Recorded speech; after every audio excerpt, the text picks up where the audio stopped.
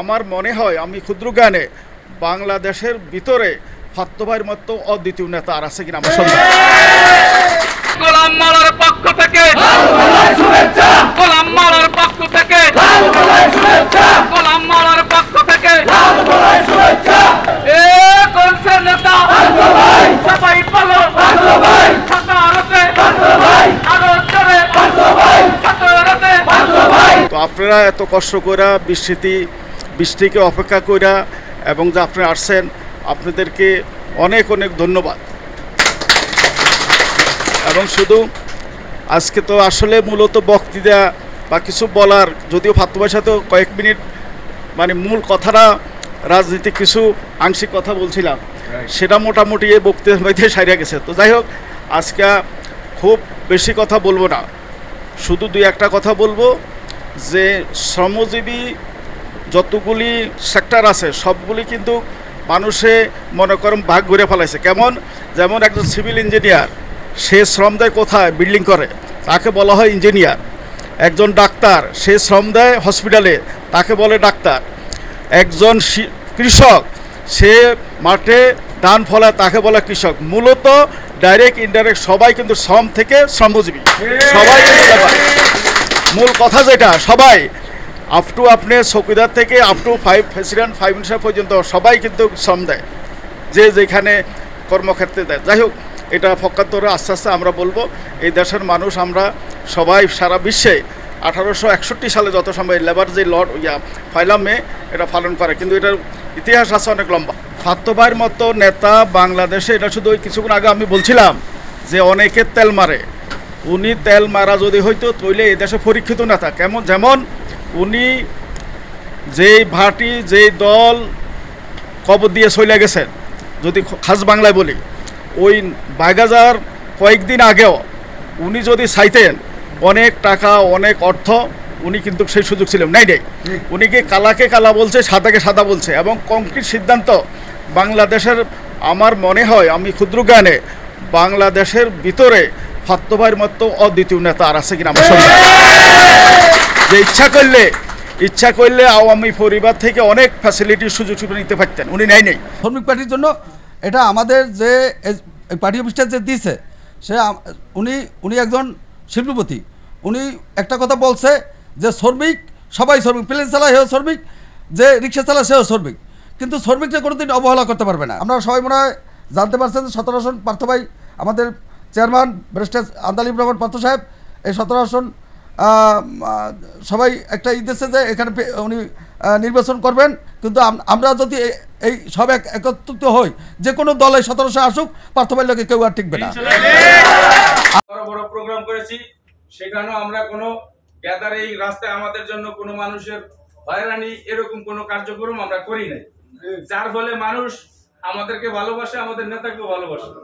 এই ভালোবাসাটা আমরা সারা জীবন বাংলার মাটিতে ধরে রাখতে চাই, আমরা সারা বাংলাদেশে বুঝিয়ে দিতে চাই আমরা ব্যারিস্টার আন্দালিব রহমান পার্থ ভাইয়ের সৈনিক, আমরা নীতিতে বিশ্বাসী। অতএব ভালো মানুষের সাথে রাজনীতি করলে ভালো হওয়া সম্ভব। আমরা বিগত দিনে দেখেছি ত্রাণের চাল বিভিন্ন ইউপি চেয়ারম্যানের বাসায় পাওয়া গেছে। আচ্ছা, আপনারা বলেন তো, আমাদের প্রাণপ্রিয় নেতা ওই যে সিলেটে আমরা ত্রাণ দিতে গেছিলাম, আমরা যদি একটা চাউলের প্যাকেট ওইখান থেকে নিয়ে খায়া থাকি, তাহলে আমরা হারাম পেয়েছি। কারণ কি জানেন? নেতা ভালো হইলে কর্মী ভালো হয়।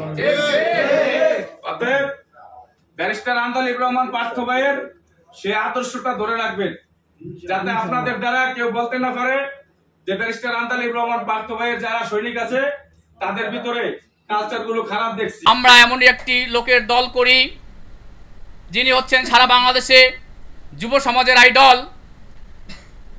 আমাদের অহংকার,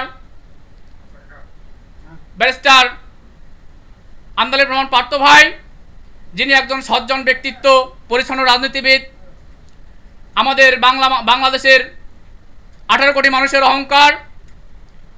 উনি এমনই একজন মানুষ, ওনার বাংলাদেশের রাজনীতি করতে হয় না, তারপরে উনি এদেশের মানুষের কথা চিন্তা করে, উনি আজকে এদেশের মানুষের ভবিষ্যৎ চিন্তা করে রাজনীতি এসেছেন, রাজনীতি করতেছেন। শুধু একটাই লক্ষ্য, এই দেশটা সুন্দরভাবে গড়ুক, এদেশের ভালো ভালো মানুষ এদেশের রাজনীতিতে ফিরে আসুক। যদি এদেশের ভালো মানুষ যদি আজকে রাজনীতিতে আসে তাহলে দেশটা ভালো হবে, আমরা দেশের জনগণ সবাই সুন্দরভাবে জীবনযাপন করতে পারবো। একটা দেশের নীতি নির্ধারক হয় দেশের জনপ্রতিনিধিরা। আজকে আমাদের এই দেশের জনপ্রতিনিধি যদি ভালো না হয় তাহলে আমরা ভালো থাকতে পারবো না।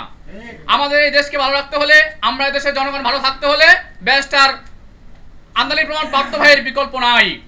সংগ্রামী নেতৃবৃন্দ, আমাদের প্রাণপ্রিয় নেতা ব্যারিস্টার আন্দালিব রহমান পার্থ ভাই ঢাকা 17 এবং ভোলা 1-2 আসনে উনি নির্বাচন করবেন আগামী জাতীয় সংসদ নির্বাচনে। আমরা যেখানে থাকি, আমাদের বাংলাদেশ জাতীয় শ্রমিক পার্টির প্রত্যেক নেতা কর্মী আমরা আমাদের জীবন পণ বাজি রেখে আমরা ব্যারিস্টার আন্দালিব রহমান পার্থ নির্বাচন করবো